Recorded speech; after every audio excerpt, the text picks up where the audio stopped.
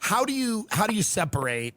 There is clearly anti-Semitism. There are people that hate Jews. There are people that think they control the whole world. There are people that think that they're in the cupboard, they're everywhere, they're under the bed, whatever it is. How do you separate that? Because there are some of those people out there, and some of them are going to these marches, and some of them are, probably, there are crazy things going on at colleges, people being locked in libraries, people being harassed. How do you separate that, which is a real issue, from the kind of legitimate criticism of the actions of Israel? And let's not forget the rise in anti-Palestinian hate as well. Three people just got shot. 100%. And 2 of them might die because they were wearing keffiyehs. Insanely horrible. And there was a young child that was shot too. Young child stabbed to death. So there are people that are given any excuse to hate will hate and do horrible things. Horrible. And anti-Semitism is, I think it is on the rise worldwide for just in general, and it has been well before October 7th. I think Islamophobia has been on the rise in general well before October 7th. So these are huge problems. Yeah. The problem is that Israel conflates itself with a peaceful, beautiful religion. Right. It claims to represent the land of the Jewish people, and it slaps the Star of David on a colonizing force. It's a colonizing, apartheid, settler colonial state. So now explain that, because their argument is a lot of lands, including the one we're on right now, America, have been founded through plunder and thievery to a degree, 100%. right? This is a lot of the world. We 100%. Look at the world and the way these countries came into being, right? Right. What makes Israel different? Because the contention out there is like saying that Jewish people shouldn't have a homeland when no one says that about America or other countries. For example, they say that in and of itself is a anti-Semitism, and it's about the eradication of the Jewish people. Right.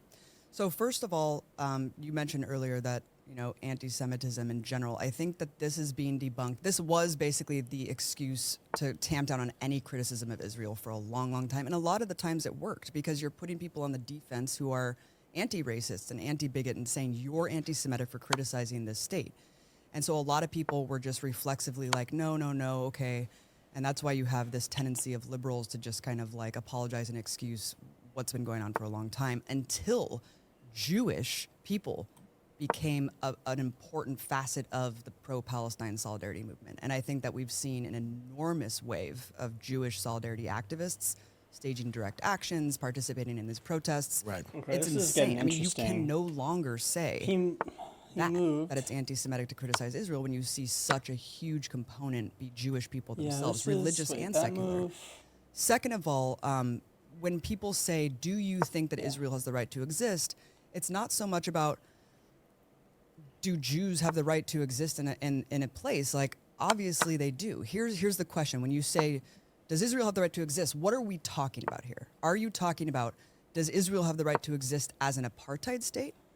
Does Israel have the right to exist as a military occupation? And does Israel have the right to exist as a colonizing entity where you are subjugating another people and brutalizing them in a cruel fashion? No. Right. So now this apartheid state. Yes. Explain that to people. I will. Yeah. I will. And to your point also about we are sitting on a land that was, we ethnically cleansed this land of Native Americans. Horrible genocide that took place. We all acknowledge how horrible the genocide was hundreds of years ago. Right. It's awful. Yeah. If that were happening right now, I would not support it. Right.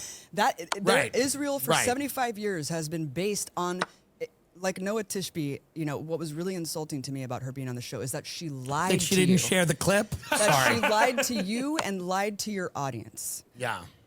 Look, Israel, you can criticize the policies of Israel, but the problem is the policies that you're criticizing are foundational to the state. Yeah. It is foundational to have a military occupation. That is what Israel exists upon, is an apartheid state where they subjugate and have different laws for the Palestinian residents. What would be the other way? Obviously we don't want, like, the situation in Gaza is terrible, right? I mean, the people living under those conditions, this is not good.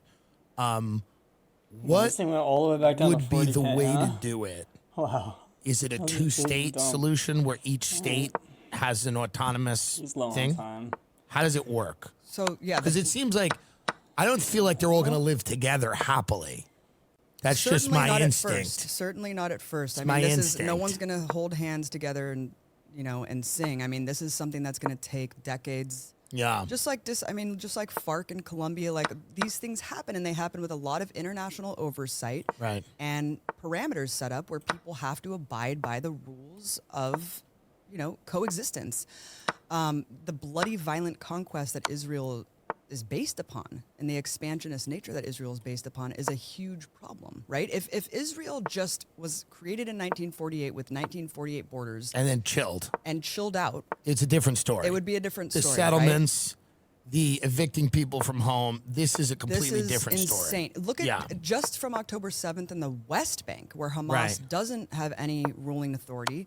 200 people. Oh my have been goodness. killed. Oh, he can't Just check last me. night, 4 The- teenage boys were executed by Israeli snipers and left to bleed out because they started